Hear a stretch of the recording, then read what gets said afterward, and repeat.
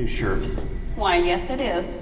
I thought we agreed we were going to cut down on the spending. Well, I thought I deserved a little something after I spent the week with your parents. You've been making me look at color swatches for 2 weeks, and you don't see me going out and buying myself a little something. You were listening? You were actually listening? Because you had that look on your face, that glazed look that says, how much longer do I have to look interested before I can go and watch sports? I was listening, and trust me, beige and cream, they're the same color. In whose world? Everybody's world. Oh, obviously not yours, because have you seen the way you dress our kids? You ought to be glad I'm putting clothes on their bodies. Well, that is exactly where your clothes are going to stay. On your body, on the couch, on your body. He might need a minute.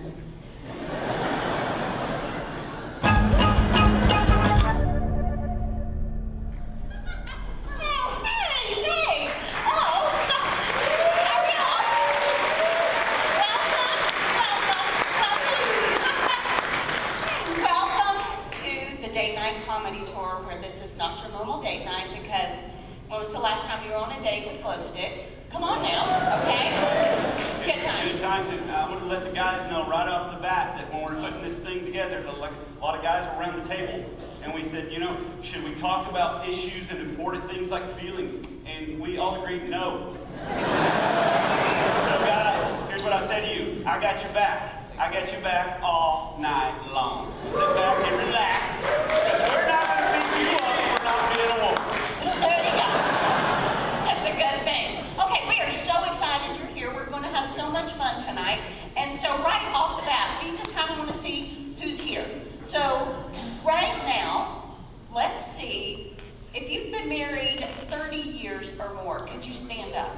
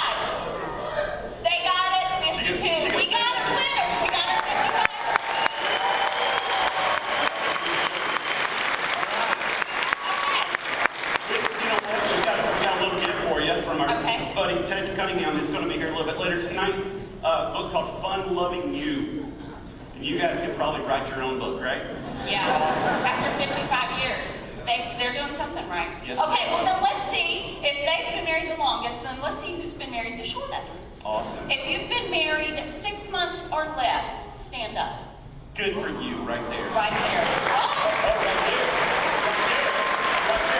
Okay. How long have you guys been married?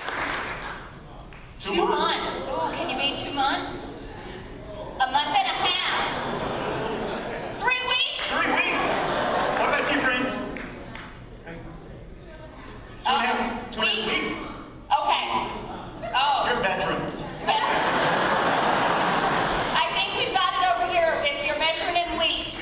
Then you win. Yeah. Awesome. Hey, you know what? You guys need to team up with our 55ers over here, and I bet you can learn some things. Yes. Tell them what they win. They just won a cool DVD from our comedian tonight, John Brandon, called Wedlocked. Isn't that appropriate? 3.5 weeks. Because you are locked, my friend. Yeah. Here we go. So maybe this is not a normal date night, okay? But we're all normal, right? Right? So we're just going to show how normal we all are. If you had, we're going to do a little sit-down stand-up, okay? So right now, if you had to get a babysitter in order to be here tonight, go ahead and stand up. See? That's right. So let's... If you left your children with us... Okay, wait. Sit down.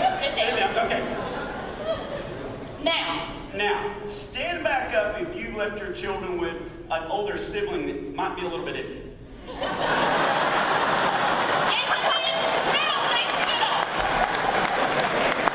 mom's going, I'm not opening to that. You know what? We left our children with a 14-year-old and German Shepherd for 4 days. It's a good thing.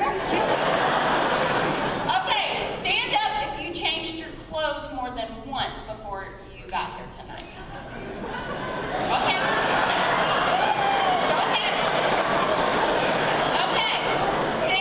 See? Okay. Men, stand up if your wife changed her clothes more than twice. Here we go. And know that I am not wrong.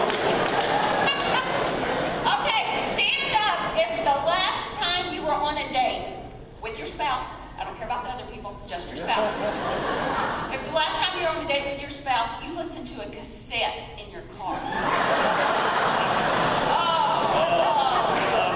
Stand up the last time you got a date, you listened to an 8-track in your car. Stand up if you don't even know what an 8-track is. Make us feel old. Go ahead. That's okay. Okay, and now, our last but not least, stand up if your names are Jeff and Tori Kreitzer.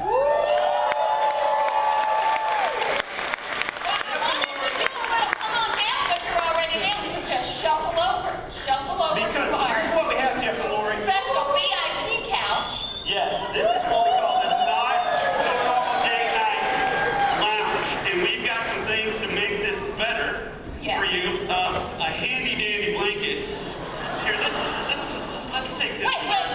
You know what I forgot? I kind of need to explain Jeff and Tori. Oh, okay. They're rock stars a little bit Yes, around they're here. cool. If you don't know, I got some glowing reviews. Yeah, and she seems so happy to be there. Because you know what? She's serving behind the scenes all the time, and that's what you don't know. So that is you get the honor tonight. Okay, so. How many years have been married? 16. Perfect. Right answer. Good answer. Okay. You guys need some food? Because we got you some food. We got you some food. We got some food. Here we come. Let's hear it for him.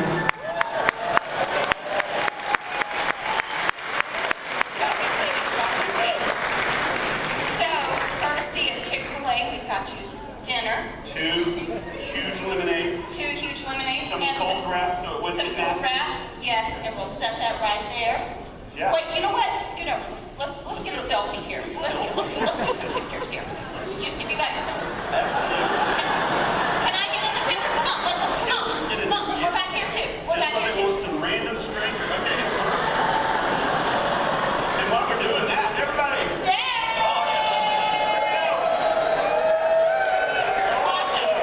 Okay. Here's the story. You're going to be in these great seats. Not with the cow though. Not with the The cow will leave. But all The we're cow going to walks. check in with you, see if you're okay. We're not going to embarrass anybody but you. So it's going to be great. I'll take you back. I'm teasing. Here we go. Say bye-bye, cow. Goodbye, cow. We introduce our next. Yes. Yes, I'll walk the cow. Well, I've got him. You got cow? He's my special friend. He's your special friend? He's not my GF. He's my CF, my cow friend. Get You it? just make that up just right then? Yeah, just laying on it. Okay, so right now the professional funnies coming out.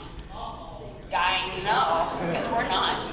Okay, the professional funny, our good friend John Branyan. Let's give it up.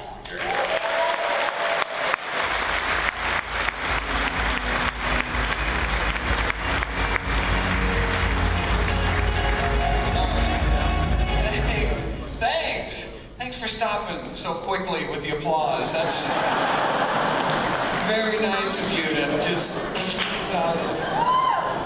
the energy is gone now. That's fantastic. Hey, I've been looking forward to this for a long time. It's date night, you guys, out away from the kids, and I'm evidently the only one who's excited about that. Here's my philosophy, and I get this question a lot because I travel around and do comedy in different places, cruise ships and comedy clubs, college campuses, and church. I go to church and do comedy And you church people, it's not your fault. You can't help it.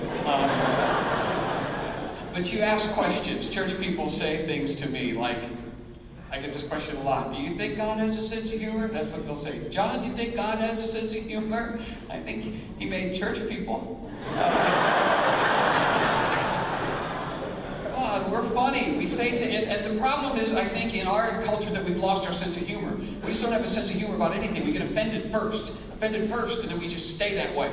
And it robs us of our joy. Christian people, let's face it. I think we should set the bar for the rest of the world and show them how to laugh. Don't you agree with that? Everything that happens to us down here on the planet in the scope of eternity is kind of a joke anyway, you know? None of this really matters. The stuff that beats us down, the stuff that concerns us, it's not going to matter. Your lot in life, if you're a doctor down here on earth, there's no sickness, there's no disease in heaven. If you're a lawyer down here on earth, you probably won't get to heaven.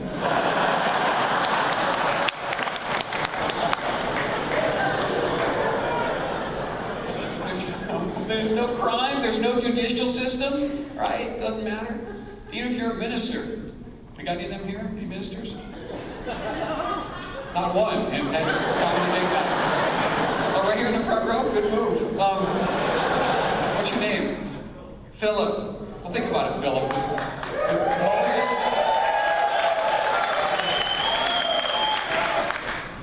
With Moses and the patriarchs, all the apostles, and Jesus up there, do you think they're ever going to ask you to preach?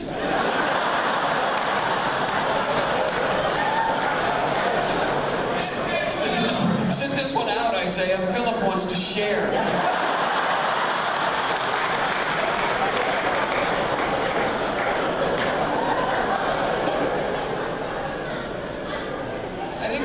Embrace the things that's funny about us, because we do have a sense of humor. God has a sense of humor. That's where we got it from. You know, He gave it to us to get through hard times. Laughter is the cure for hard times. You know, struggles and strife and marriage, all the things that beat you down. That's what God gave us laughter for. And He manifests that laughter throughout all of us. All of you have got something God put in you, something stupid in every single one of you that the rest of us can laugh at. And when you cover up that stupidity, you are robbing people of a blessing from God. That's a sin, my friends. Just embrace it. Embrace the stupidity. It's a chance to laugh, a chance to make other people laugh. Christian people, we say stuff. Don't be offended. Just embrace it. We say goofy things like, we're just here to introduce people to Jesus. We just want to introduce people to Jesus. Jesus already knows everybody. So, yeah, I know how many hairs you have on your head, but I'm not good with names. I heard a preacher say God is moving here. God is moving here! And I thought, wow, this must be a really nice neighborhood. He's got a good place up there, but he's moving here? Property value is going to go through the roof. Who's his realtor? It'd be tough to be God's realtor, don't you think? Every house you show him, he's going to be like, nope, I'm going to need more rooms.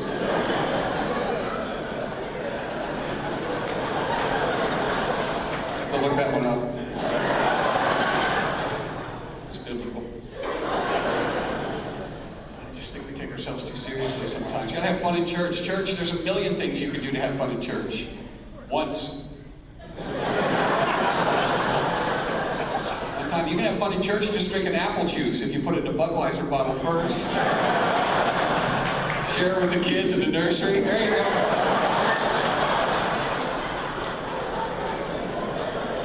Next time they pass the communion down your row, get one of those paper umbrellas and put it in the cup.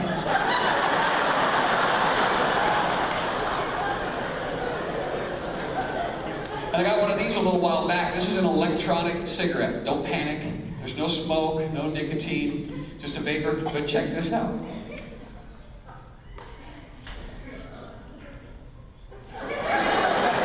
This thing is a blast in the front row of church on Sunday morning.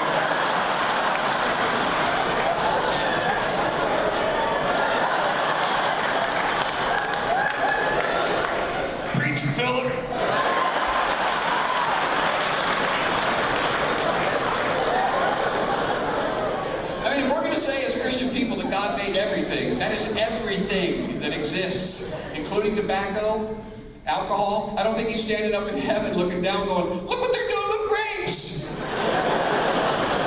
I never saw that coming.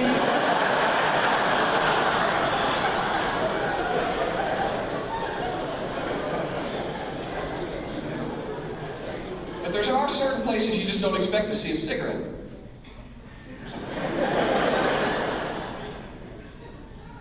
Do you take this man to be your lawful wedded heir?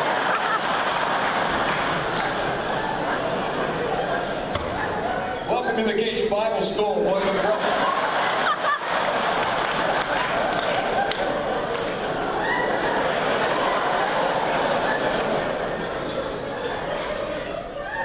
It's a boy.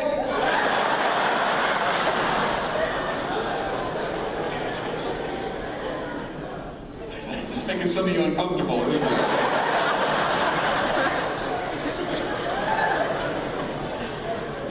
It's not real, it's fake.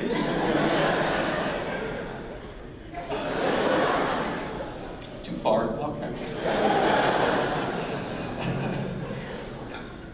Here's the thing, I think that we miss it sometimes. I think that laughter is right in front of us all the time in our everyday lives, in our everyday relationships, and we miss it because we're not paying attention. We're so focused on other stuff, grown-up stuff. You know, I'm from the Midwest. I live in Indiana. And that is exactly the right amount of enthusiasm for that. Perfect. And I love living in the Midwest. I wouldn't move for anything except possibly to move to a town that I found online. And it's in Arkansas. And the name of the town is spelled F-L-I-P-P-I-N.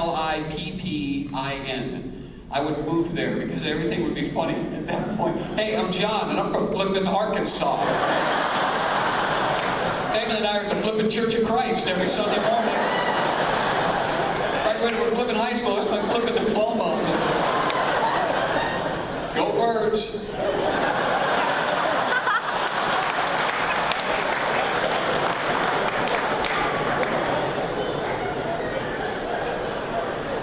I don't know what they're called. I have no idea. I'd like to be at the football games when they hand out the big foam hands. I'll bet there's proper. Here's the reason I bring it up. It's a real place. You can go to their website, their Flippin' website. You will discover that they have no idea they're hilarious. They're clueless. Their website is all straight up about their Board of Education, information on their Chamber of Commerce. There's a picture of a squad car on the website. It says on the side of the car, Flippin' Police.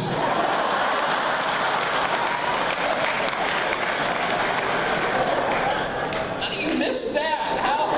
How do they keep a straight face in emergencies? Somebody call the Flippin' Cops!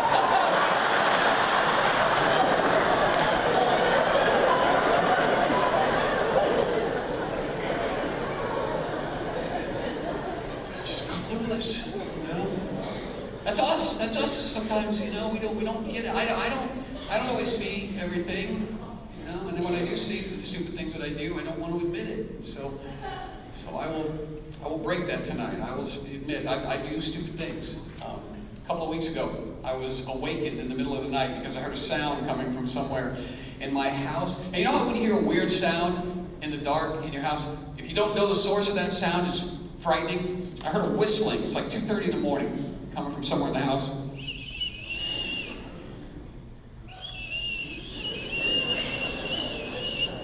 So I nudged my wife to ask her to go look for it.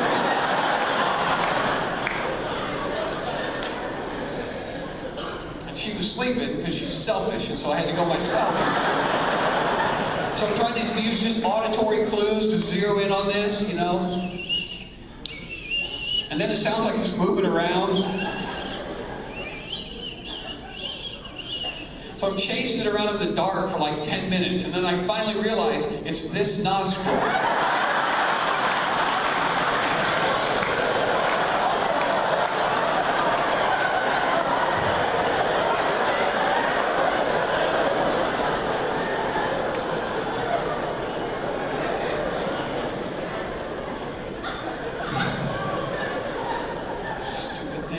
All of us, we do it all the time. You ever been driving down the highway past a semi-truck and going, it's pretty stupid. You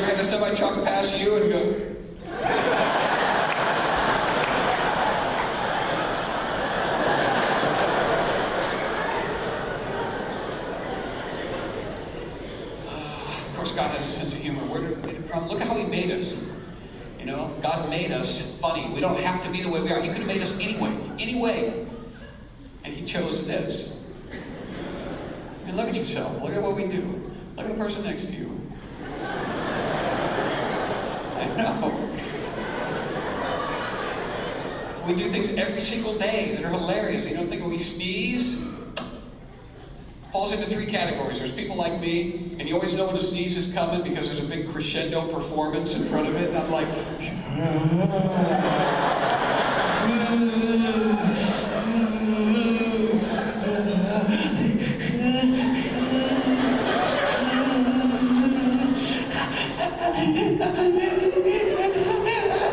and then it's gone. It just disappears. I feel a little bit ripped off. But now I've got a friend of mine, that there's no warning when he sneezes. You're in the middle of a conversation.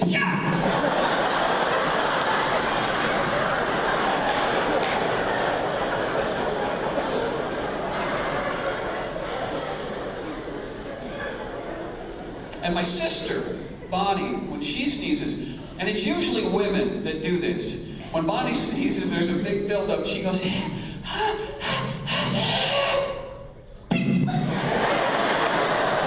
cannot be good for you, ladies.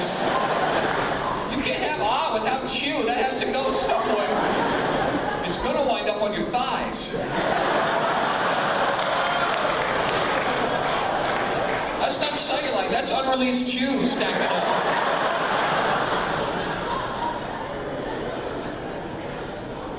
Let it go.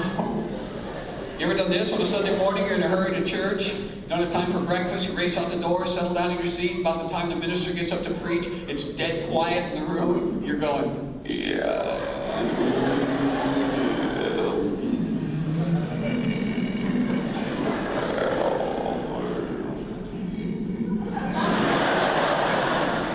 I think that's the Holy Spirit moving.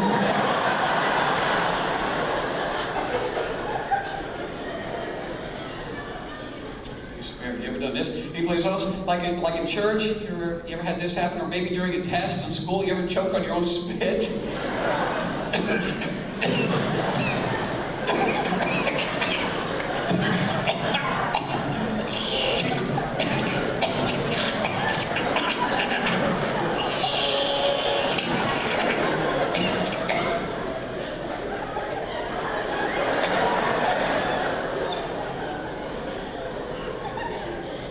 Passing gas is funny. I know, there's people in this room. No, it's not. And with all due respect to you, you are wrong. It is proof that God has a sense of humor. It's divinely funny. It is a supernatural force. It's like the perfect universal punchline. It requires no setup. You don't have to speak the language. And no matter how many times you've heard it before, you will still laugh. I picture God up in heaven after He made man. He's pretty proud of himself, right? He brings the angels over. Come here, you guys, look at this. I made it. It's man. Now, the way I designed his digestive system to work, gas builds up and has to come out. Instead of having it just float out through his pores like I did with those plants, check this out.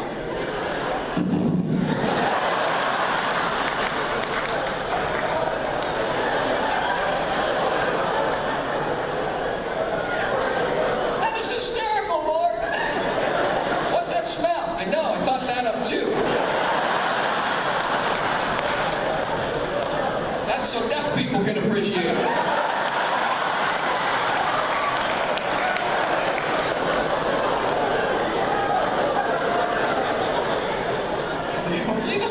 Jesus went around with 12 fishermen. Fishermen. You think they were sitting around campfires? Excuse me. No. James and John were called the sons of thunder.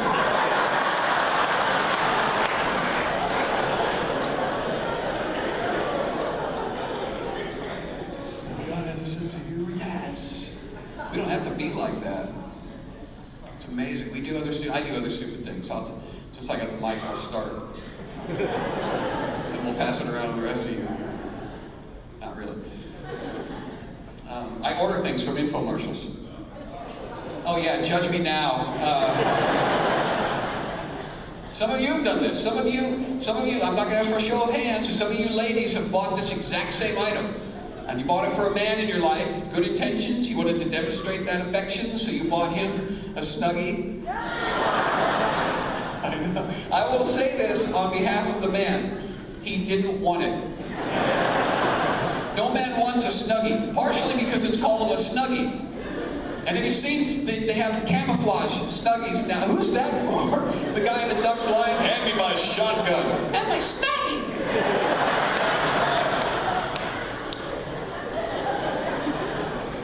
But the reason I bought a Snuggie is because of the half-hour infomercial that they advertise it with. Have you seen it? It's glorious. I taped it. They have a lady sitting on one end of a couch, and she's got a little blanket, and the phone starts ringing on a table at the other end of the couch. And so she's trying to cover up with the blanket and answer the phone at the same time. And the voice goes, "Are you tired of struggling with those blankets?"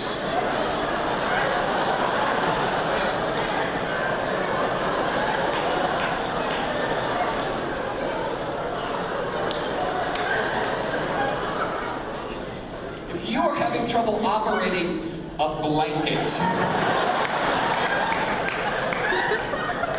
you are going to get that Snuggie on backwards. No, it's a robe. It's not like the picture. I bought our last vacuum cleaner from an infomercial, and I didn't even mean to, but it said, "Order now." Very impressionable. And it's the world's most powerful vacuum cleaner. And I'm sure that's true because it said so on the infomercial. And it's like 3 o'clock in the morning, and I'm watching this program. Because that's when all of your really good vacuum programming is on. At 3. You can't catch it during prime time. You have to stay up late and commit.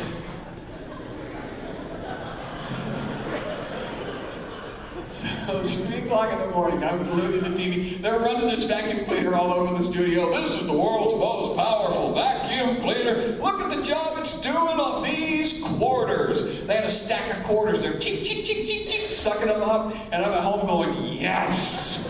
We have got so much money laying around on our carpeting. Got nothing to get cash out of the shag. They picked up a bowling ball with a... I've been using those 3 holes in the top of mine. These days are over. And have you noticed no matter how powerful your vacuum cleaner is, there's always that one little piece of white fuzz, and you're...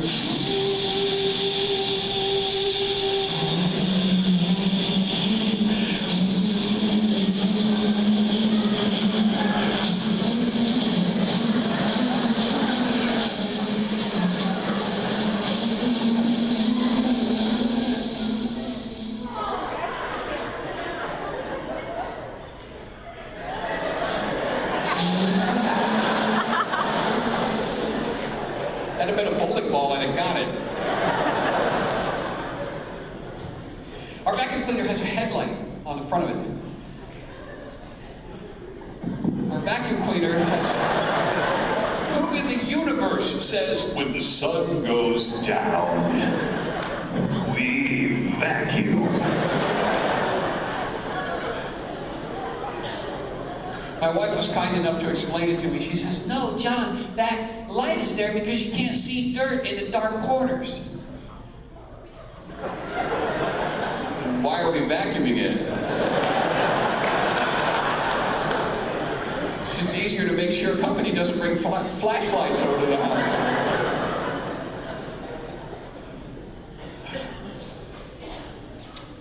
Yeah, I think there's other proof that God has a sense of humor is marriage. You know? The whole idea is absurd, really. It's got to be a joke in some cosmic way. What do? I'm going to take 2 people, 2 entirely different creatures with different sensibilities, different ideas, different mannerisms, different ways of dealing with things, and I'm going to make them one. Started with man first, made man. Then he took a rib from that man and made woman. And clearly that was the rib that we used to use to read minds.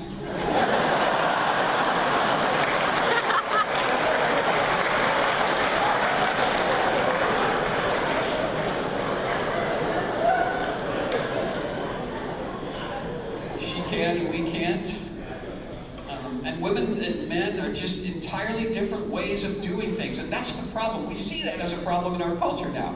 You know, marriages break up, families shatter. For why? Oh, because we're different. We're just two different people. We were just so different. We're so different. That's kind of the point. If you were exactly the same, one of you would be unnecessary. And guys, it would be you.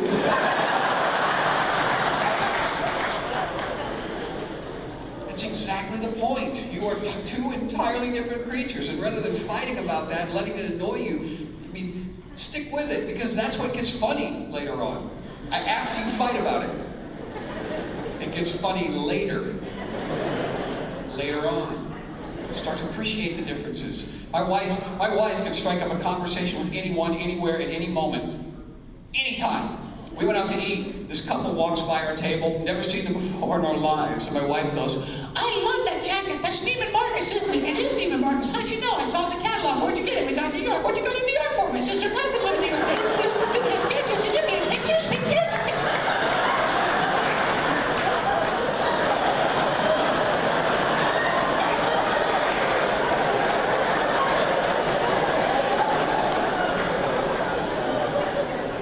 The phone will ring at our house, and Lori will scoop it up out of the cradle. Hello? Mm-hmm. Yep, I know.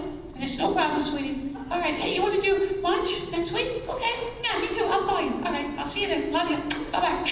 Who's that? Wrong number.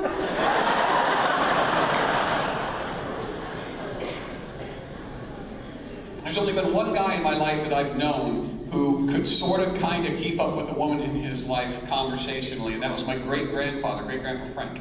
They were married for 70 years, he and me, 70.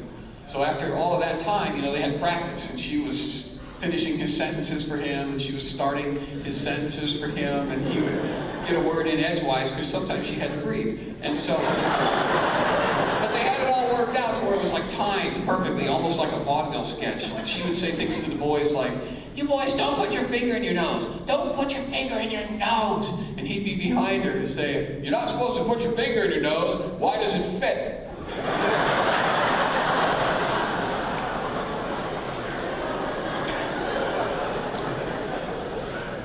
Costello thing. But I think what breaks it down is that we don't pay attention to the important truth, and that is marriage is not stagnant. You know, it's not happily ever after doesn't exist, because if you think about today continuing to eternity, because people change. 55 years, was that the record? Who had 55 years of marriage? Who were those people? What's your name, sir?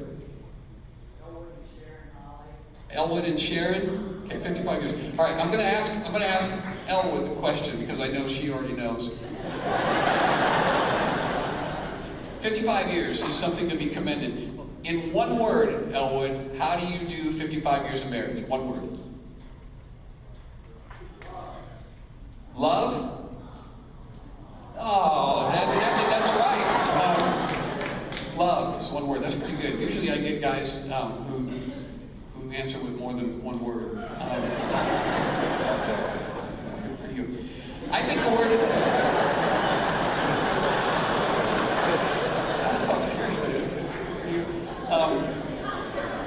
I think the word is flexibility. I think adaptation. You have to bend with the wind as it goes along, because otherwise you'll just get knocked flat. 28 years. My wife and I have been married 28 years, and she is not the same girl that I married at all. The relationship is more intense. It's deeper. She asks me questions. Questions I do not know the answers to, because they are questions that no man on earth has ever known the answers to. Deep, probing, impossible questions. Like, what are you thinking? I'm a guy. I'm thinking nothing. Nothing. She's a girl. Girls cannot think nothing. That never happens. When her mind is blank, there are still billions of calculations flying through it. Thoughts being considered, angles, colors being coordinated. She's like a 4 gigahertz, 256 terabyte file-serving computer. I'm like the little solar calculator that comes free with cigarettes.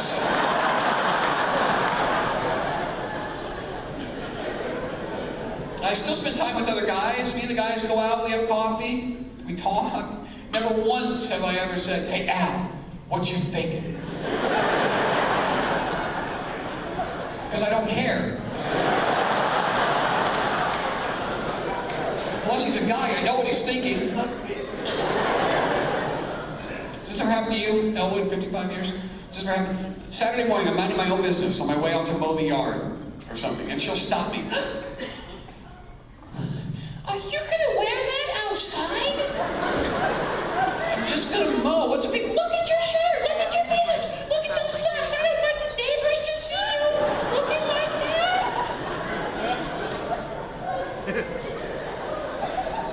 Sunday, I come out the same door on the way to church. She stops me again for an appraisal of her outfit. Okay, sweetheart, how do I look? Why are you asking me? I'm not qualified to dress myself.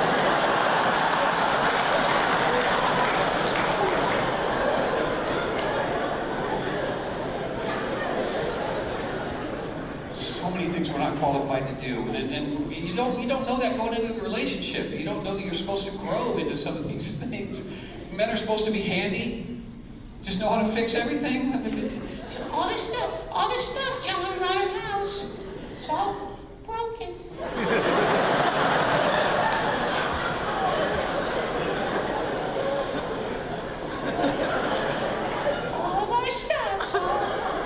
All our stuff's all busted.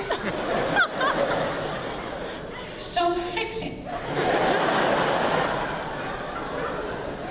I know one electronic repair maneuver. DVD player doesn't work. Microwave's on the fridge.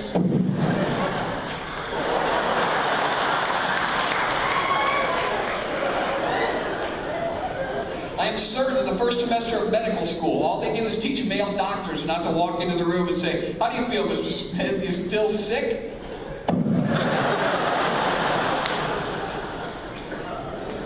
She wants to borrow things from me that I never have, ever, like tissue and Kleenex. I need a tissue. John, you have a tissue? John, I need a tissue, Dad.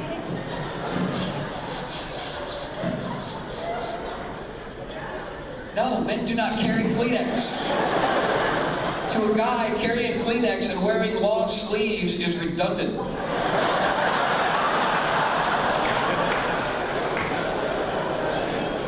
Think about it. If men carry Kleenex, this never been invented.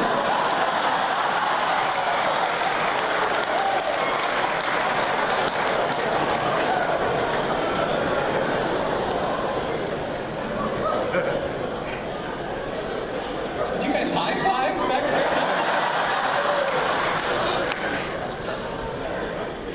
It's appropriate.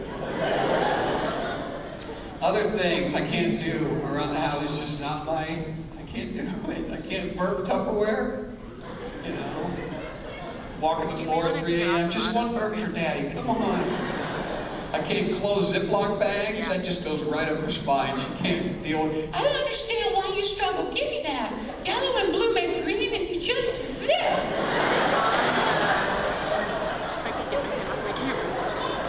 Up on the top one. Just zip. It's so easy. She's got dresses that zip in the back. She is that good. My zippers are all in front and I still don't get them closed.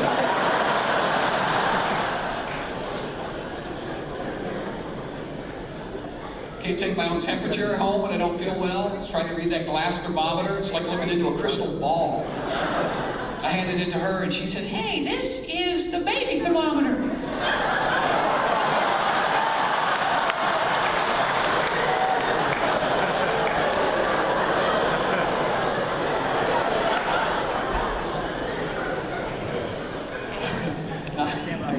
Not all of you men know when that's bad, do you? Not supposed to taste like Vaseline.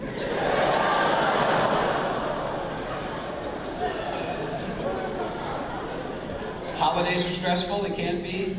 They can tear people apart if you don't have the right perspective. You know? Remember, it's funny. The differences are funny. The stress is funny. You have the right attitude.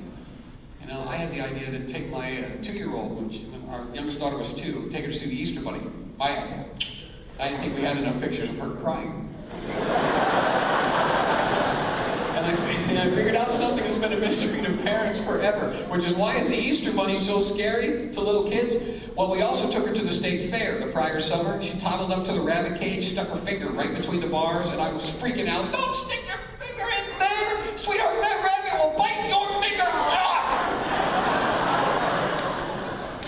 took her to the mall where there's a rabbit 5 times her size. Come on, Daddy's going to put you on the bunny slab.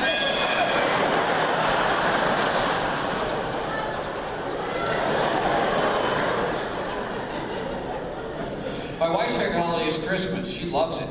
Every year, at the beginning of October. You know, somebody like this, beginning of October, and she's like, what are we going to do about the tree?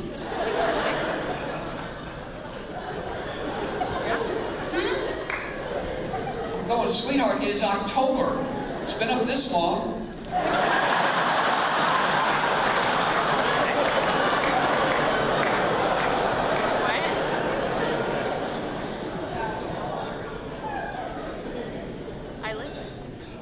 Family reunions come along. Family reunion is just an extension, you know, of it's married people, you know, but extended. It's like all of the in-laws. And they are a tremendous blessing, aren't they? The in-laws.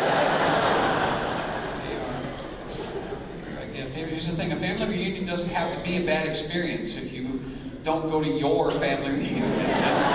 Then you can sit in the lawn furniture and go, well, at least I'm not related to these freaks. But that doesn't work when you're married, does it? Because if you don't go to the in-laws' family reunion, then they'll think you don't like them. And you don't want them to know that for sure. So a couple of years ago, my wife's family reunion was at her Uncle Jack's. And Lori's Uncle Jack owns lakefront property. Has a little cottage right down on the lake.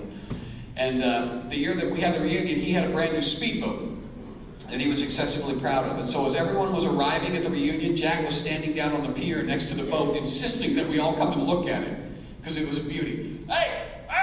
Old Jack got a new speedboat this year. There she is, beauty of the boat. You ain't never seen a boat like this. She's an absolute beauty. She's beauty of a boat. I looked the boat up in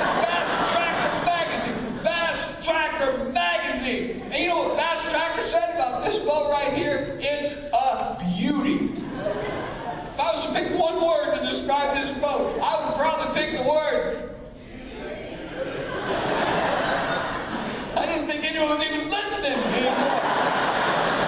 B-U-T-Y.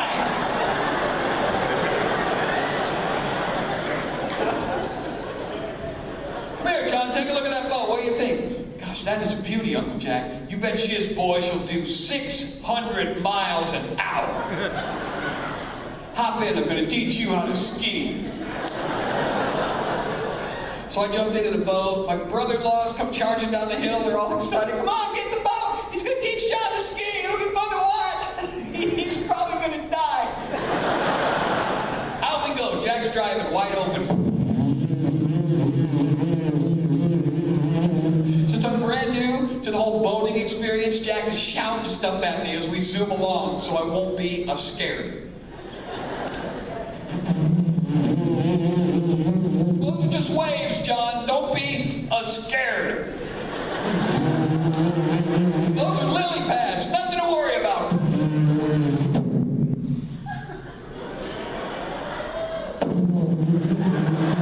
That was a sailboat. Into that scenario with a lunatic behind the wheel. They stop the boat. They throw 2 skis.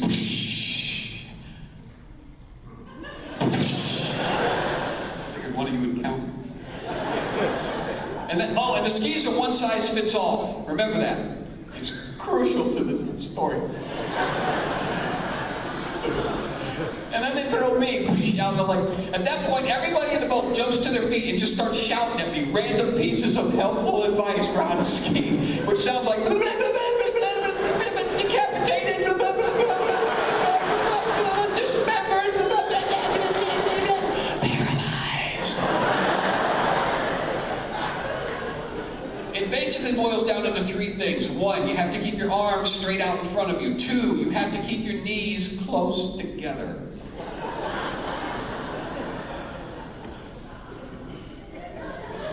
And 3, the first 2 things are impossible. I take hold of the rope, Jack guns the boat. The skis, one size fits all, are gone. I'm face down.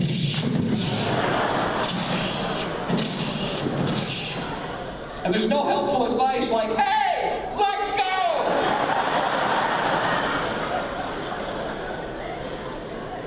And I discovered that the human nose will hold 2.5 gallons of water.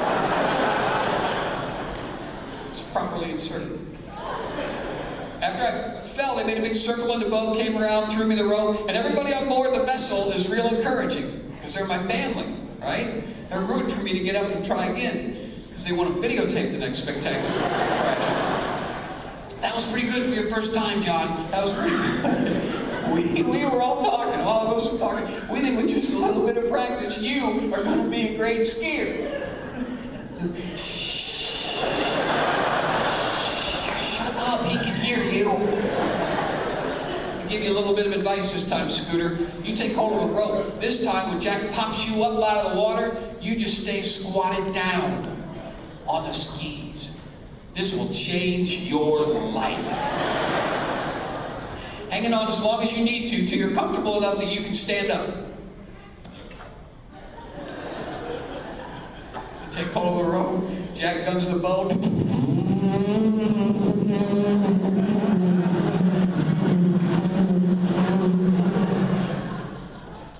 And I discovered that I have another opening in my body.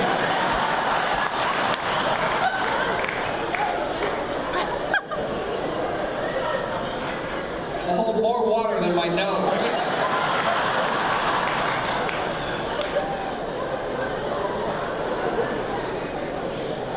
Jack makes a big circle, they throw me the rope, I open my mouth so I can scream, "Get me out!" You can see the tag for my swimming trunks, right?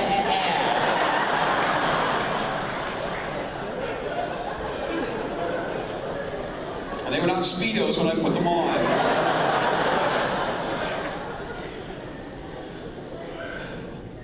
You just gotta embrace the differences. That's where the funny is. The funny's in the differences, the stuff that we screw up. No, I'll leave you with this. We had there's so many differences between my wife and I. We are basically polar opposites in every way, like the way we drive. No, it's a complementary relationship. She thinks of things that I wouldn't think of, like insurance. You know, this her motto with insurance is, "Well, we pay for insurance, we might as well use it."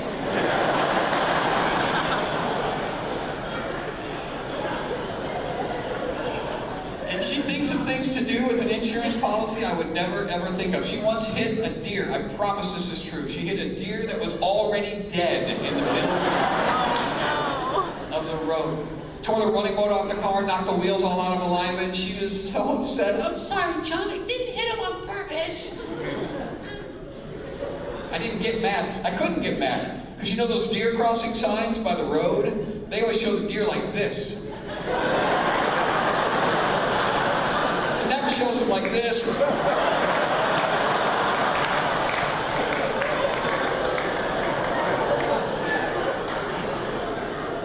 she had no idea what to look for.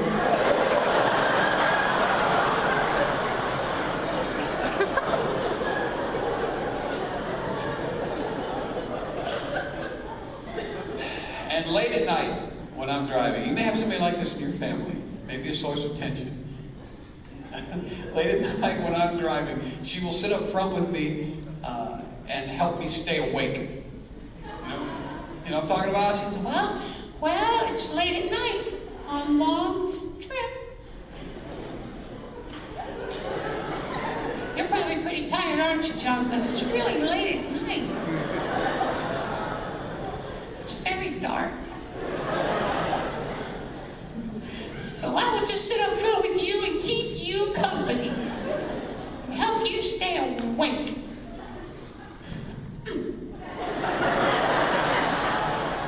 5 miles down the road, she's sound asleep.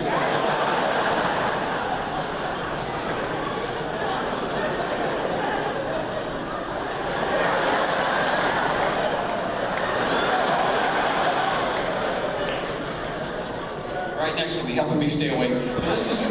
This is what I do. Pull into the first rest park that I come to, where the semi-trucks are idling with their lights on. Pull nose to nose with the semi.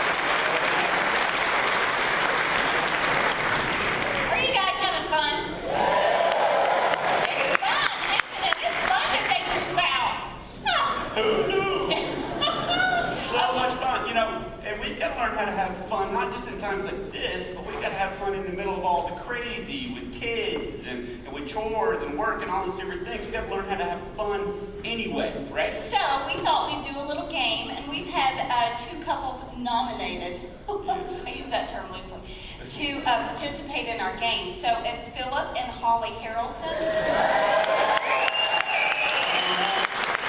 Alex and Julie Keith, come on down. Are they here? They heard they were going to be in the game and they didn't come. No. You know what? Maybe we should tell them what they're going to be playing for before we get our other couple.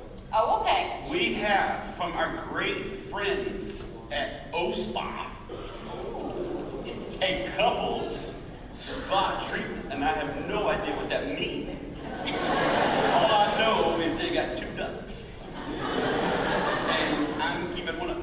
Okay, here we go. Hello. Okay. Okay, but I think this is awesome. Okay, you can either nominate It's yourself. old Ritz-Carlton. It's an old Ritz-Carlton? Yes, I'm going to grab the microphone. Okay, well, I need another couple, because Alex and Julie. You look at, nobody's making eye Oh, right there. contact. Right there. This guy right Oh, look at you two. What? This guy right here stuck his hand up first, right? Did there. you? Yeah, from one ball guy to the other. This guy right there. Oh, okay. Come on, let's hear it. Come on. Okay.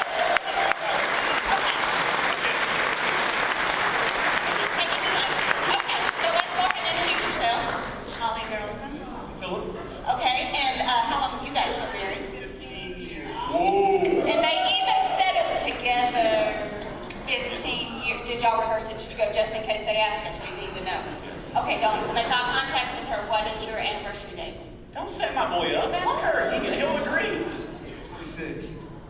And? June 26th. Good job. Good job. See, I just set him up for success. Okay. Okay, expectations are high. We could jump up and volunteer that quick. Okay, introduce yourselves. My name's Tom. This is my wife, Ellen. Hello. Hello. Okay, how long have you guys been married? 6 months. I ain't even trying. Yeah, that's what it is. Yeah. Okay, that's a good way to handle it. Better to ask than get it wrong. Okay. Is that true? Better to ask and get it. Absolutely, every time. Okay, what we're going to do is we're going to have the Have Fun Anyway relay. And what you're going to have to do, I'm going to put this stuff down, is, oh my goodness, this is, no, you don't, you're good. You're good. Yeah, it's okay. Okay. This is what you got to do, because we're going to have fun in everyday life. That's what we're Right. practicing. So, first of all, you're going to have to diaper the baby. Okay? You got this. And then you're going to have to put the trash bag in the trash can. Okay, but see, that's so easy. You got to do it the whole time while you're kissing. Yes, and at any point your lips disconnect, the other team gets it, okay? I mean, we're talking serious football. Okay? Serious football. It's okay, your brother raised his hand. There we go. Are you glad you took your shoes off for this? But you know what? Oh, no. Put back over here. Back over here. And you know what? Your wife started taking off her shoes. You are committed, man. You know what? I got some motivational music for you guys. Okay, are we ready? It's really romantic. Let's hit it. There we go. Okay.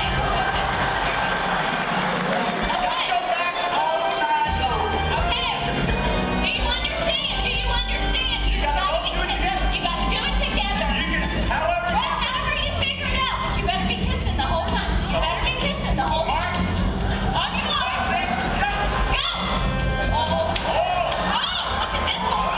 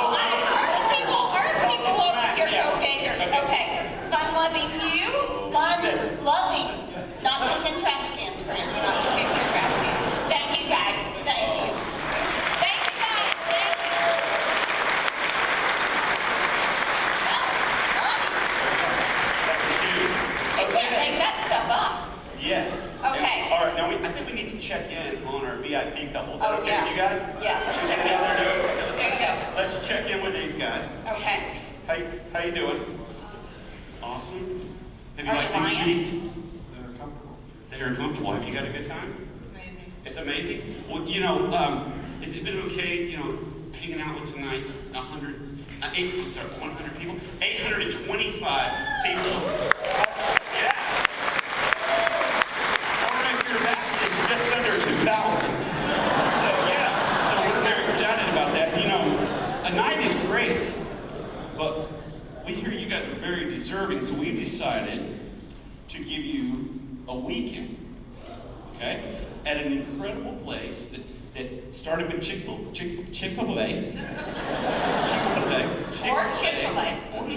Called Windshape Retreat Center in Rome, Georgia. I think we have some footage of this place. Oh. Look at that right there. Everybody all together. Yes, it is unbelievable. You're focused on your marriage, you have a lot of time to hang out. It's absolutely incredible. The hospitality's great, and we're sending you guys there for a weekend.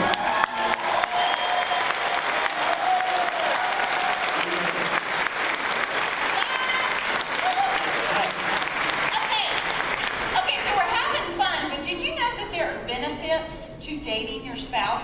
Did you know that couples that participate in a date night report higher quality relationship and a lower divorce rate? Okay. Did you know that if you date your spouse at least once a week, you are 3.5 times more likely to report being happy in your marriage?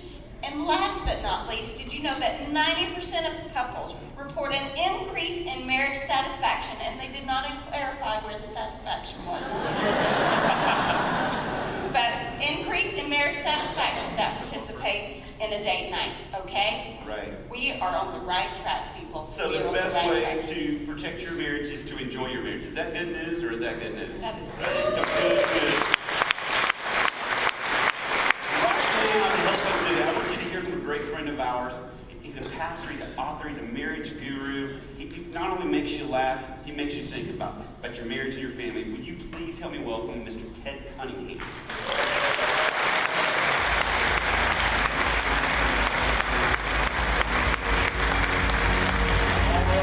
All right. Are you having a good time tonight?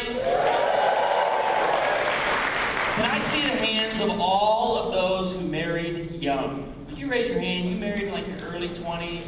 Anybody here married under the age of 20? Look at that.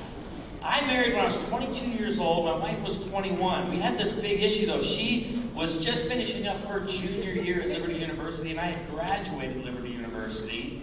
And I wanted to get married and not wait until college graduation for her. So I go back to Fremont, Nebraska, and I walk into the kitchen, and my 6'2" now father-in-law, he's full-blooded Norwegian, okay? He's pretty much a Viking, okay? I can't explain it any other way. I said, Mr. Freitag, could I please marry your daughter? To which he responded in his thick Norwegian accent, "Jo betcha." I said, but I only will marry her under one condition. And he said, what's that? You allow me to pay for her senior year of college. To which he responded, "Jo betcha." And young guys ask me all the time, how did you do that? How could you afford to pay? It's this crazy little thing we call a job. I was employed.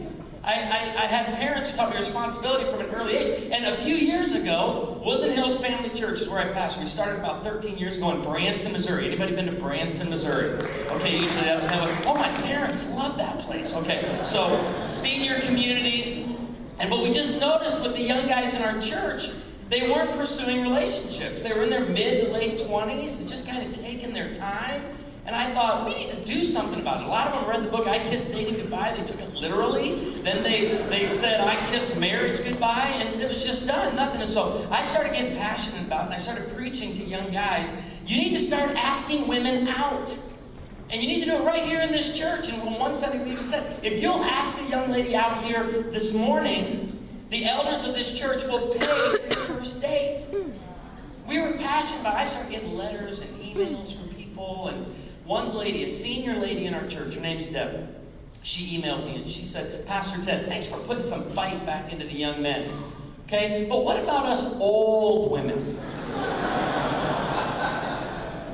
Where are the old men for us? And in this email, she lists for me all of her assets. She starts, I live in a house on the lake. I have a good check. She goes all the way down through this list at the bottom. I have 2 Sea-Doos.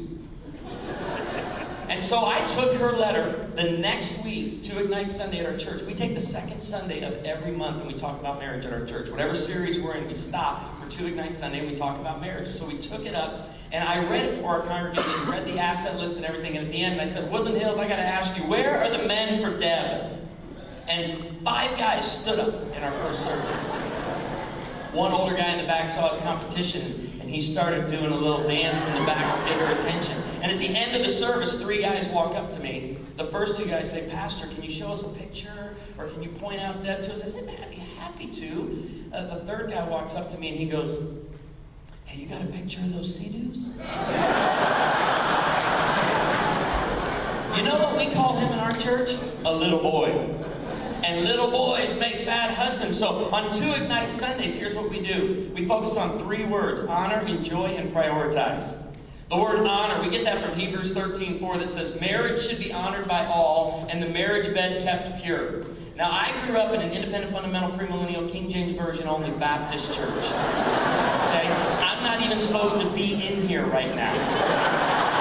Because the majority of you are so screwed up, you don't know what you believe theologically. Anyway, that's what I was taught growing up. And so we looked at this verse, Hebrews 13:4, but we focused on the marriage bed kept pure part. I grew up in the youth group, all we ever heard was the purity message. Don't, wait, quit, stop it, don't touch that. And I grew up in a church and a home that taught me how to honor purity, but didn't teach me how to honor marriage. Here was the message I heard in my youth group all the time growing up. Sex is dirty, nasty, and ugly. And you should save it for the one you love. How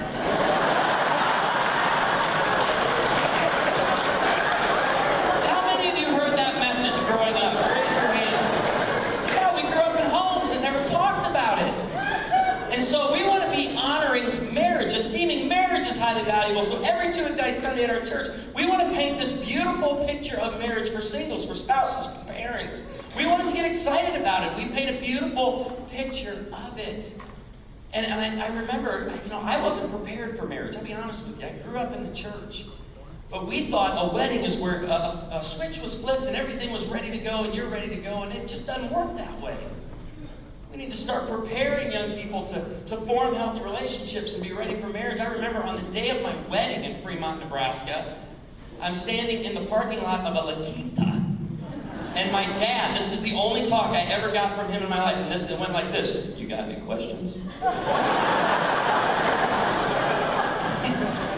No!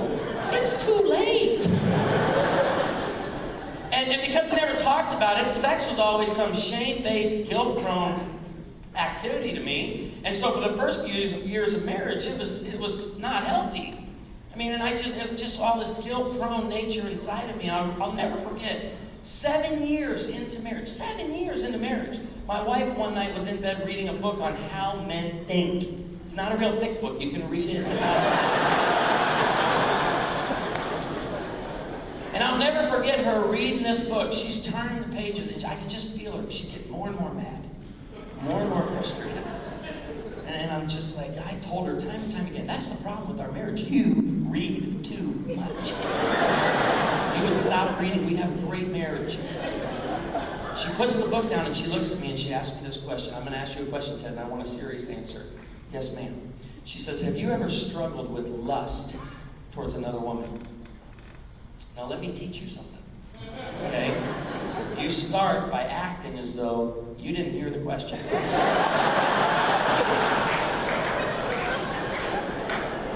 Huh?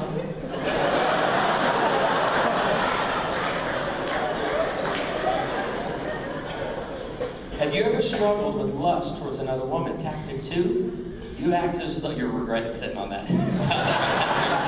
You act as though you didn't understand the question. What do you mean? But then I knew we were going there. Oh, we were going to have a conversation. And for a week, she got her hands on everything she could for discipleship in this area. It's like, I can't believe men think this way. They're turned on visually. And she's finding stuff. And first person she had to run to, and she ran to her, Beth Moore. What did Beth Moore say about this subject, right? Because if Beth Moore said it, Jesus believed it. Right?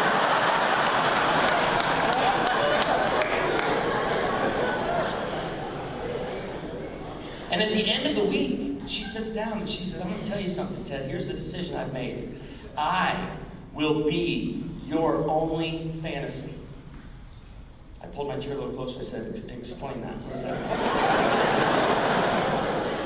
And she found this Hebrew word. Do you know what the Hebrew term is for that?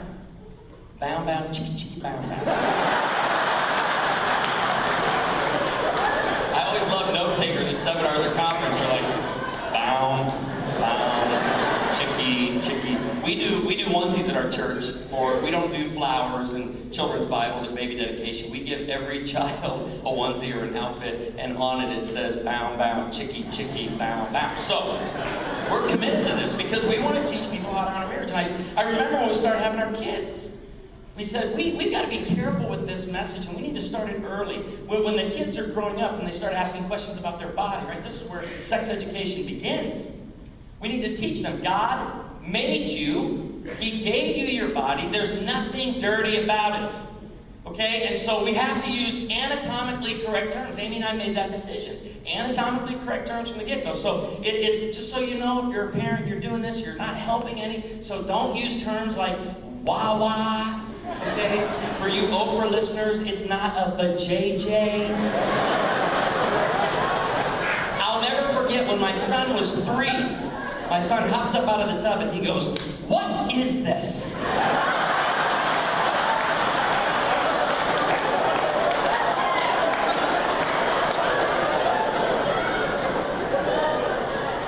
I've already taught you this. You start by acting as though you didn't hear the question. Huh? Dad, what is this? What do you mean? But then I, with the voice and authority of an apostle, said, "Carson, that is your penis." I turned around and walked right out of the room. How many of you have read the parenting books?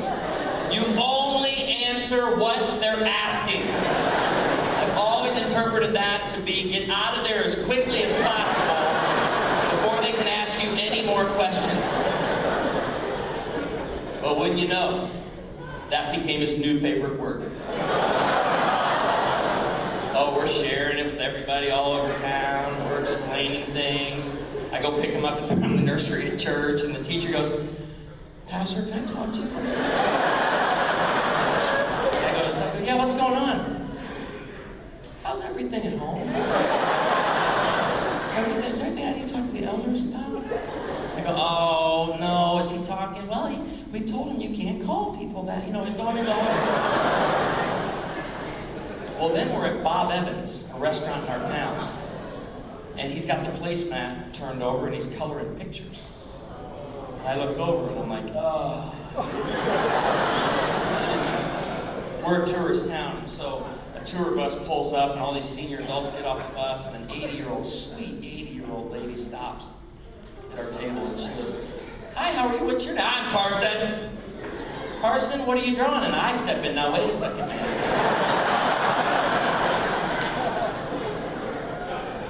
I'm a pastor. I'm teaching my son that God gave him his body, and there's nothing dirty about it." And in the middle of that, my son Carson looks at me and goes, "Dad, I'm drawing a dragon, not a penis."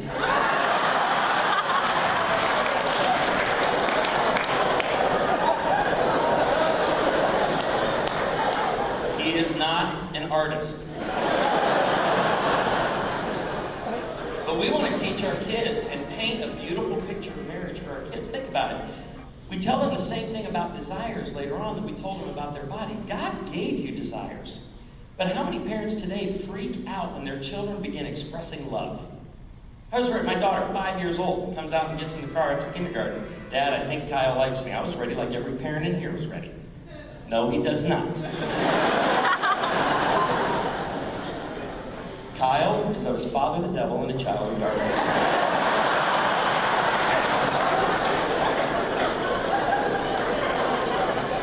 You stay away from it. But I had a friend that taught me years ago, no, that's not what you do. You begin to paint a beautiful picture and just dream with them.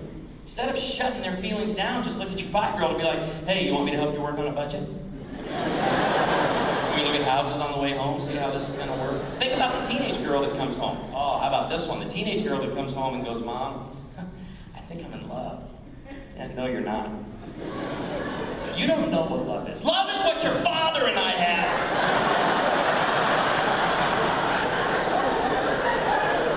And she says, what? Yeah, I don't want that. What I have is real. What I have is right. So she gets passionate about it. And I just, why do we shut kids down so quickly? And I think this is one reason. This is all in honoring marriage. Esteeming marriage is highly valuable. We accelerate childhood milestones. Have you noticed this? 0 to 10 years old, we push our kids. Go faster, run harder. Reading in school is no longer acceptable. It's accelerated reading! Right? It's the stress of school is amazing. We gotta get to another class! It's like, and it's just like, and you're like, yeah, what is the deal? Well, we had commercials years ago. My baby can read. Who cares? I don't care. We put them in their professional sports career around age 6 or 7. Now it gets real quiet at that one. Leave sports alone. Sports are important. Yeah, we get them, and so we go. At 10, 11, 12, the tween years, 2 engines that have been placed in them by Almighty God kick in. They're called individualization and separation. Your child is starting to become a little adult. But in 1904, we created a term for it. It's called adolescence. It's the gap between childhood and adulthood. But look it up. Historically, biblically, there's only 2 seasons of life, childhood and adulthood. You went from being a boy to a man, from a girl to a woman. And so now we've added this thing called adolescence. I don't argue against that too much, but I argue against prolonged adolescence. Too much privilege, not enough responsibility. We've taken prolonged adolescence and we've just stretched out this long extended vacation, right, from responsibility. We said, you don't need to grow up. Parents are telling their kids that. Don't grow up. No, you can't get a job. You're only 27.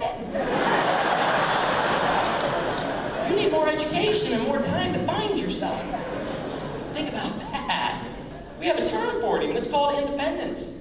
We raise our kids in the kid-centered home. We send them out on this track, and then hopefully they're going to become adults. And we say, go learn how to be independent. Live by yourself and for yourself. Indulge in yourself, because you got to do that so you can learn how to be successful in marriage. What? And independence has become a socially acceptable term for selfishness.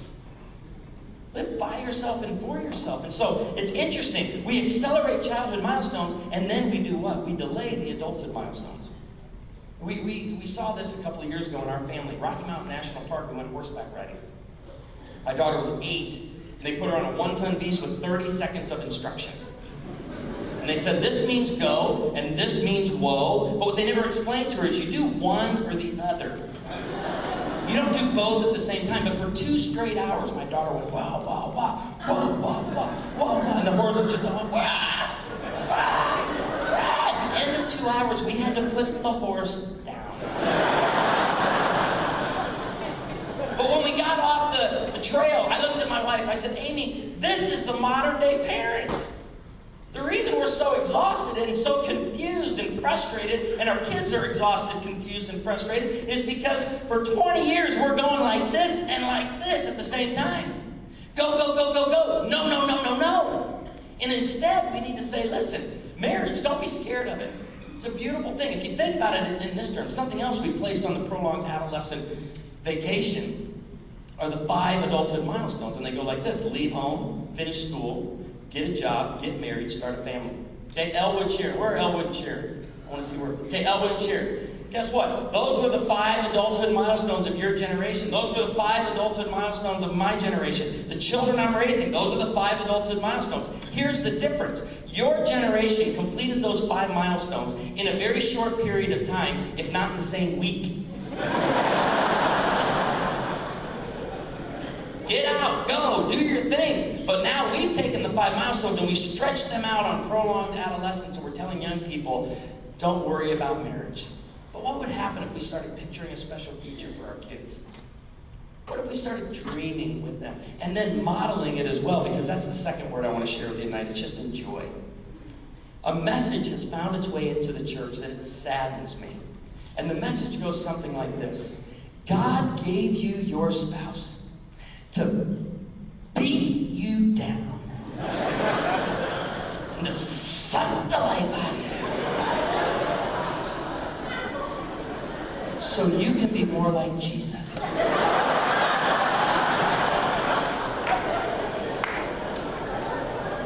And our kids are saying, I'd rather go on a missions trip. Why do that?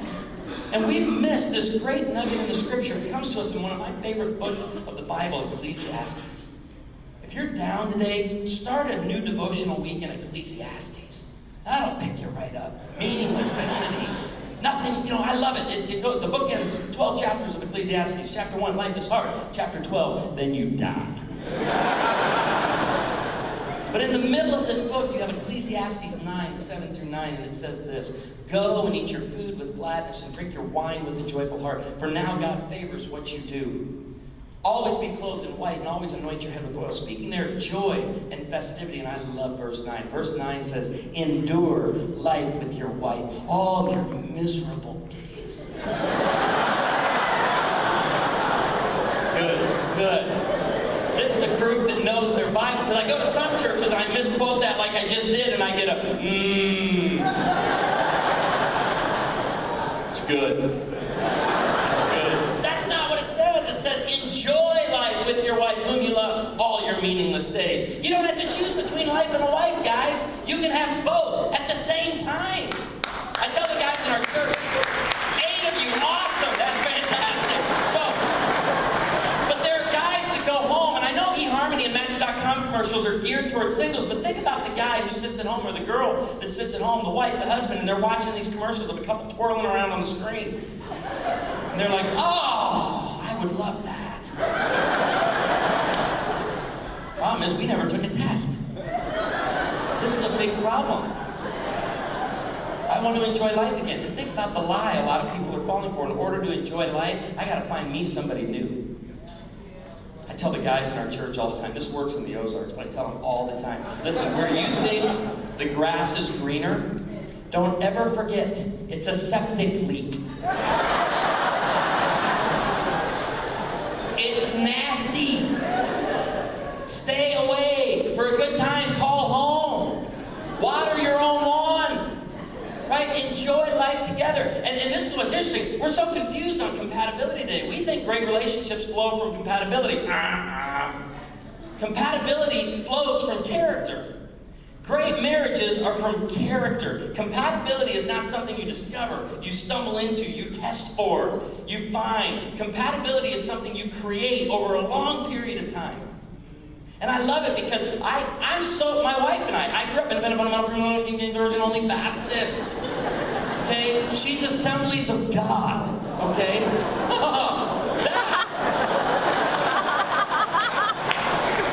That worked at Liberty. Okay? But when we got married, I didn't realize how different that would be. Because of guilt-prone nature, see all signs on the road. Laws to be followed. You break one, you go to jail. God stops loving you. Okay, she sees all signs on the road as suggestions for other people.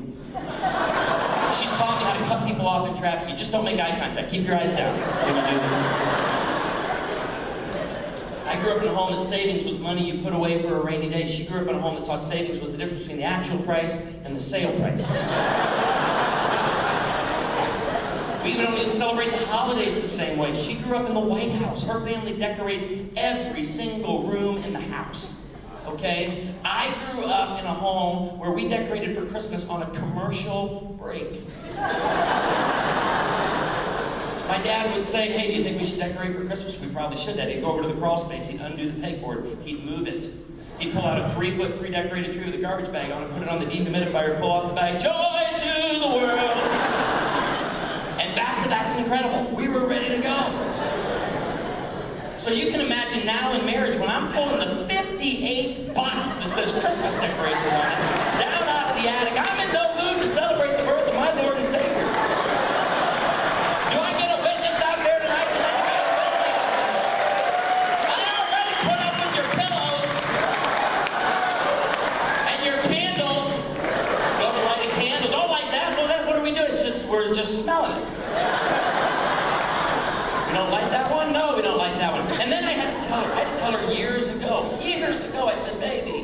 There's not a lot of adventure left for men in the world anymore. Okay? So please, let me find my own parking space. I'm 39 and a half. I can do it all by myself. But here, you want to know, you're like, well, how do you begin enjoying life together? It's real simple. The fast track to enjoying life together is unplugging from your spouse as the source of life. Jesus is your source of life, not your spouse. Okay, so God didn't give you your spouse to beat you down and suck the life out of you so you can be more like His Son.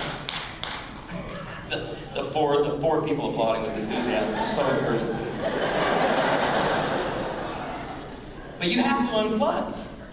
And you can, it'll turn around overnight when you unplug from your spouse as the source of life. Because when Amy and I were plugged into one another, blaming one another, fighting with one another, we used to pull into a parking lot, and I explained to her, if you even look at a spot, I don't know why God designed it this way, but when a woman looks at a spot, it automatically disqualifies that spot. She'd point out one 3 spaces in, I'd drive 20 spaces down, I'd pull in, and I'd be like, I did this. I provided this for my family.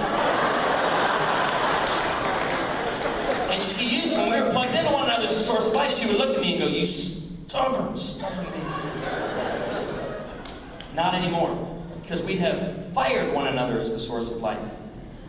Now, when we pull into a parking lot, we've decided to turn everything irritating, everything frustrating, every pet peeve, we've decided to have fun with all of it. We made that decision. The decision to stay married, like Elwood and Sharon for 55 years, that was a decision that flows from their character. Okay, they decided. And they didn't have to turn back then, we're not compatible. We're not compatible anymore. That's an excuse. What you're really saying is we choose to no longer get along. We choose to no longer work at it. And they didn't have that.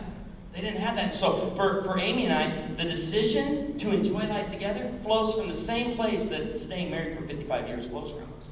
We've made the decision. We've decided our way into enjoying life together. So now, when we pull into a parking lot, the laws God set up still apply. I can't change any of that. She looks at a spot 3 spaces in. I'm like, I saw you. You did it. She tries not to connect with anything. But now I drive 20 spaces down. I pull in. You know what she does now? She leans over and she starts massaging my bicep. And she'll say, you did this all by yourself.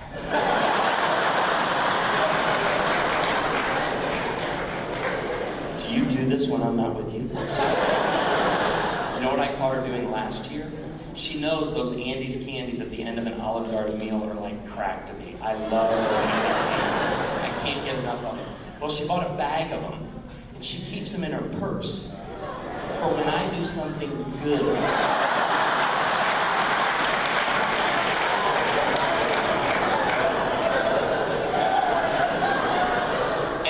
Parking lot that she pulled one out, she handed it to me, and I ripped that thing out of her hand. I started opening it, and I realized my wife just gave me a treat.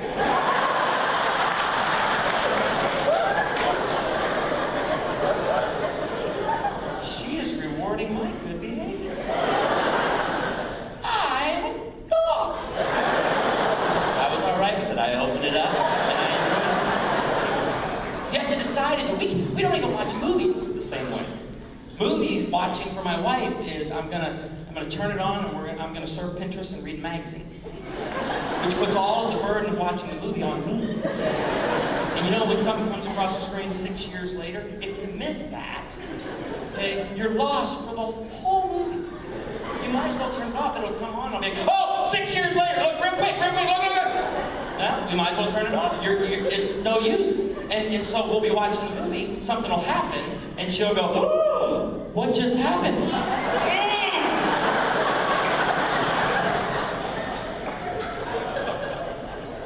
There was an explosion on the space station. A big piece of metal broke off, it hit the space shuttle, and now they're stuck in outer space.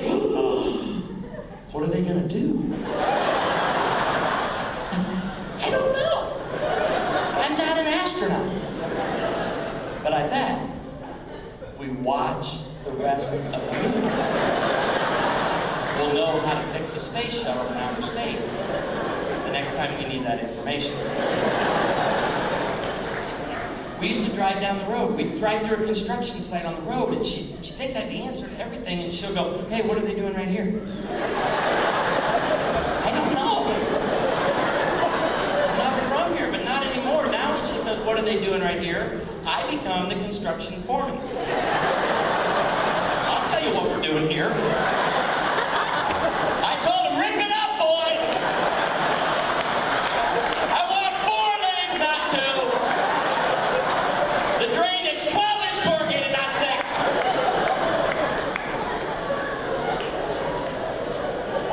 When my wife says, "What are you thinking about?" I look at that sticker in the upper left-hand corner. We need an oil change in 3 minutes.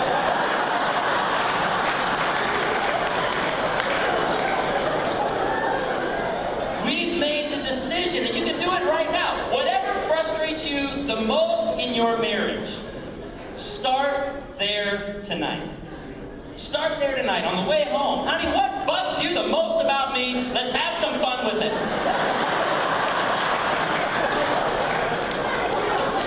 You gotta try it.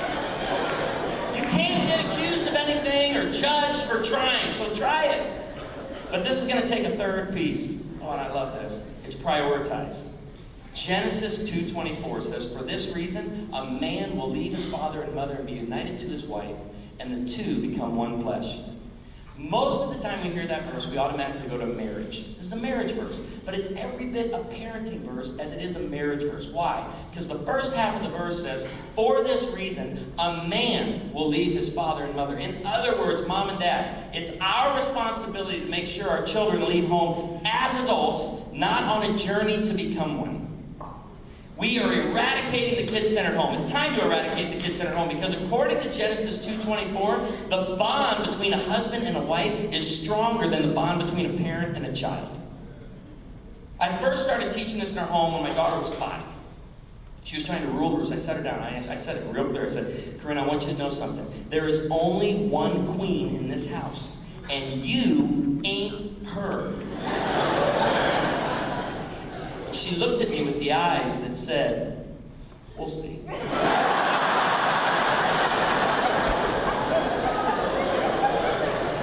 The next day, she told my wife, "Why won't Daddy let me be the queen? There's room enough in our house for 2 queens."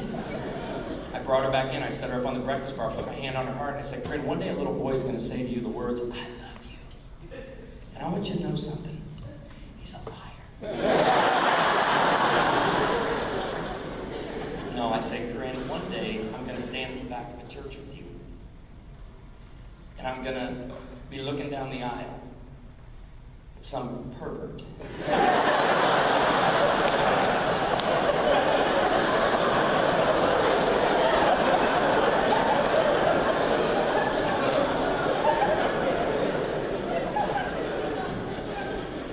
I want you to know something. I'm not walking you down the aisle until I know he loves you as much as me." I said, "Corinne, you'll never be my queen, but you're my princess. And one day I'm going to walk you down an aisle, and I'm going to hand you over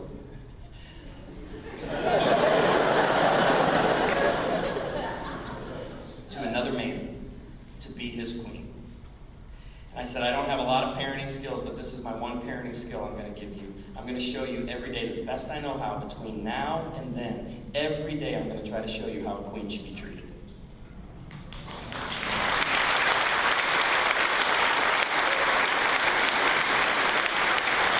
I love it when a mom comes up to me at a wedding and goes, "I don't feel like I'm losing a son today. I feel like I'm gaining a daughter." I say the same thing every time. "Nope, you're losing a son. You need to back away. We're going to break ties physically, relationally, emotionally, financially, and if necessary, geographically. And they're going to become one." I tell Dad, right before the wedding, because I love special moments in weddings. I just encourage you as your children begin to get married, don't go for a quick wedding. Right? Don't go. Slow the wedding down, and this is one way you can slow it down. I always tell the dad, when I ask who gives this woman to be married to this man, I want you to turn and face your daughter. And I want you to speak words of blessing over her. You won't have a microphone, you won't have a clock. I want you to take your time and bless your daughter. And Dad always looks at me and says, yeah, no problem. You have no idea what's going to hit you in a few moments. Because the guy can be 6'8", 280. When he makes the turn to bless his daughter, this is all we hear.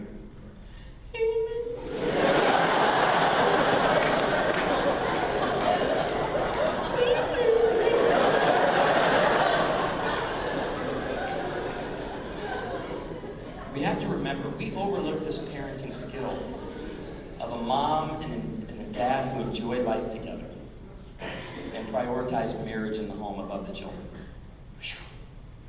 We got to remember, our kids see everything we do, they hear everything we say, and then they repeat. They see everything, they hear everything, and then they repeat. My son and I, we love watching YouTube clips together. Our family obviously loves to laugh, and his favorite clip is the German Coast Guard. If you get time tonight, go home and Google or YouTube the German Coast Guard. And then it goes like this. The guy's being trained day one on the German Coast Guard, and a Mayday comes in. Mayday, Mayday, we are sinking, we are sinking. Hello? This is the German Coast Guard. Mayday, Mayday, we are sinking, we are sinking. What are you thinking about?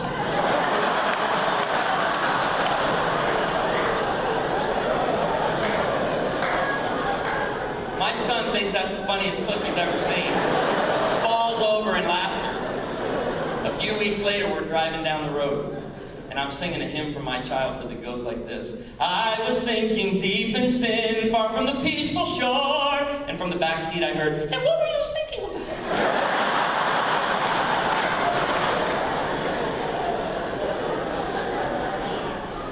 Days, weeks, and years later, they remember. They remember. So I'm going to ask you to do this. Guys, go home tonight. Have a coronation service. Set your kids down on the couch. Stand up, Mom, and go, guess what? I'm introducing you to the Queen. Things are going to change around here. I get tweets and Facebook messages from teenagers all the time that say, we had a pretty good thing going in this house.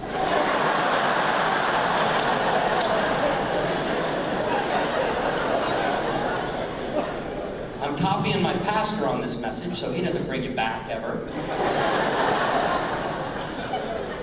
I don't know what kind of nonsense you're teaching and preaching over there.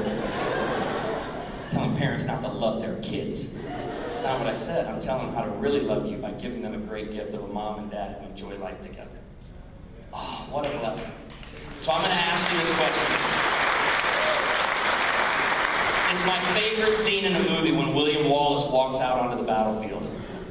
And he says, Men of Scotland, will you run or will you fight? The best line in the movie is when that twerpy fella goes, we will run! And William Wallace says, run, and you will live. But you never got your freedom. I know that sounds more like an angry leprechaun than it does a mighty Scottish warrior. But can I ask you parents tonight something? Can I ask couples tonight something? When it comes to prioritizing your marriage in the home, esteeming marriage as highly valuable, honoring, enjoying life together, eradicating prolonged adolescence in the kid-centered home, I'm going to ask you, and I want you to give me a heartfelt response to this. Will you run or will you fight? There's a mom going, we will run. He doesn't understand, but we have toddlers. Can't do all this nonsense he's been teaching tonight with toddlers. Yes, you can. So to the mom right now that has antibacterial product hanging all over her purse, before you leave, you go meet Elwood and Sharon. I want you to meet them because you know why? Sharon let her children pick up cigarette butts and chew on them.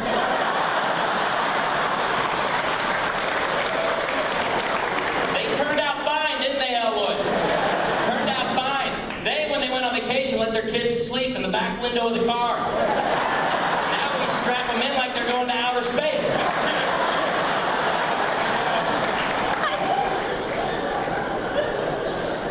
Their generation invented this evil contraption called a playpen. They had work to do. They didn't come home and full-time entertainers to the kids, going to 42 games a week. They didn't have time. They had responsibilities, so they bought a playpen. They put 4 kids in it with 1 toy. And if the kids complained or got unruly, they took them all out. They turned the playpen upside down and put it on top of it. So I'll ask you again. Bible, and enjoy life together. Will you run or will you fight? Will you run or will you fight? Thank you, Lord. It's been a great night, Jesus.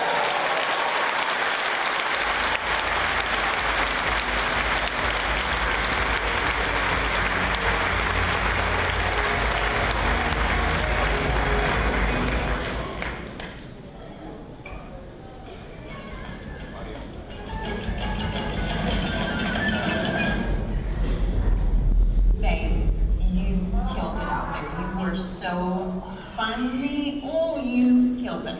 And you look so beautiful in this. You're right. You should buy one of these in every color. Oh, thank you.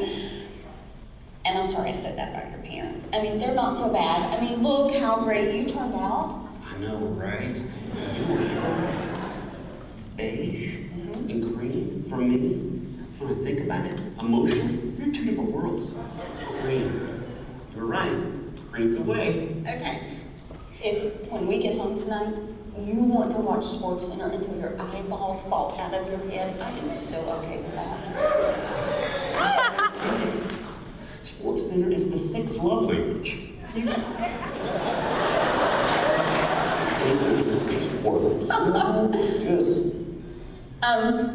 We're gonna need a minute. Who is that guy?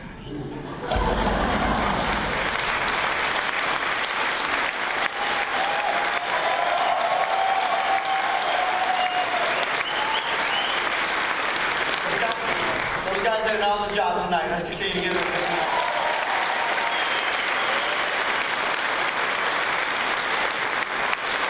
So I want to thank you guys all for coming out tonight, because we believe here at this church that marriage is, of all the relationships you'll ever have on this earth, there's no other relationship that's going to have a greater impact on your fulfillment, your joy, who you come out and become in this life, in this world, in the relationship with your husband and your wife. And there's so many things in this life pulling us away from that. And so we're just proud of you guys for coming out on a Friday night or Saturday night. I don't know what night it is. Like Saturday night. There you go, Saturday night. I just got back in town. Saturday night, just to invest in that relationship. We want to challenge you to encourage you to do this. Don't make this the last time that you guys devote those time to each other, to grow together, to enjoy and have fun with each other. We got a couple things here. Starting October 10th, I believe we have a slide. Maybe we don't. I don't know. I think we do, but if we don't, yes, we do.